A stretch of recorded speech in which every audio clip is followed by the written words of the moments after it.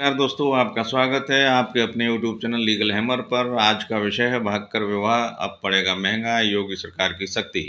भागकर विवाह करने के बाद न्यायालय से सुरक्षा और संरक्षण की मांग करने वाली एक याचिका में आदेश के बाद योगी सरकार ने विवाह पंजीकरण कानून को और अधिक सख्त कर दिया है। इस केस का नाम है शनिदेव बनाम उत्तर प्रदेश राज्य एवं अन्य 7। याचिकाकर्ताओं ने दावा किया कि वे शादी के समय विवाह योग्य आयु के थे और उन्होंने दावा किया कि उन्होंने जून 2024 में आर्य समाज मंदिर में अपनी शादी कर ली है। प्रतिवादियों की ओर से विवाह प्रमाण पत्र की वास्तविकता पर संदेह जताते हुए आरोप लगाया है कि एक जाली दस्तावेज है।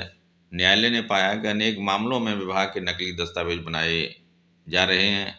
इस संबंध में उच्च न्यायालय ने कहा कि दस्तावेजों के संपूर्ण सत्यापन के लिए एक मजबूत तंत्र स्थापित करना अनिवार्य है, जिससे विवाह संपन्न कराने और पंजीकरण में शामिल ट्रस्टों और सोसाइटियों की कड़ी जवाबदेही सुनिश्चित करना अनिवार्य है। इलाहाबाद उच्च न्यायालय ने गौतम बुद्ध नगर और गाजियाबाद के पुलिस आयुक्तों को निर्देश दिया कि वे फर्जी विवाह प्रमाण पत्र जारी करने वाले ट्रस्टों और सोसाइटियों की गहन जांच करें। इस संबंध में न्यायालय ने गंभीर चिंताओं के मद्देनजर अपने स्वप्रेरित रिट क्षेत्राधिकार और उच्च न्यायालय को प्रदत्त अधिकार का प्रयोग करते हुए महिला एवं बाल विकास विभाग की प्रमुख सचिव को उत्तर प्रदेश के महानिरीक्षक स्टाम्प रजिस्ट्रेशन के साथ समन्वय करने और उत्तर प्रदेश विवाह पंजीकरण नियम 2017 में संशोधन करने का निर्देश दिया तथा यह भी कहा कि धोखाधड़ी से विवाह प्रमाण पत्र जारी करना मौलिक अधिकारों का उल्लंघन है। कोर्ट ने आगे यह भी कहा कि इस तरह के संशोधन 6 महीने के भीतर किए जाएंगे।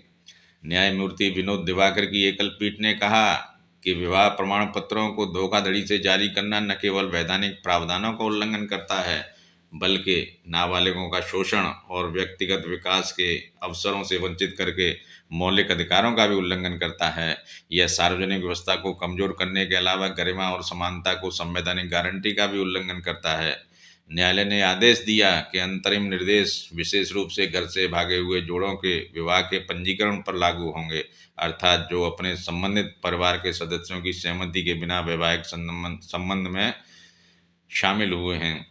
सरकार ने न्यायालय के अनुपालन में भागकर विवाह करने वाले जोड़ों के लिए विवाह पंजीकरण नियम सख्त कर दिए हैं तथा नए नियम 18 जून 2025 से लागू हो गए हैं।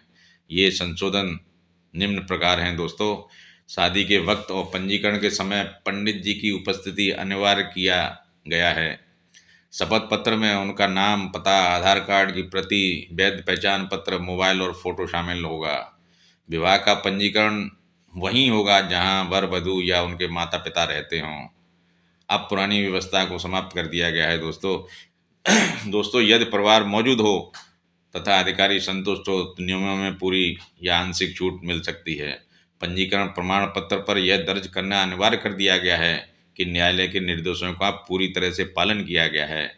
दोस्तों, योगी सरकार ने इन नियमों से उम्मीद जागी है कि अब फर्जी विवाह प्रमाण पत्रों पर रोक लगेगी तथा नाबालिग बच्चियों के शोषण को भी बचाया जा सकेगा।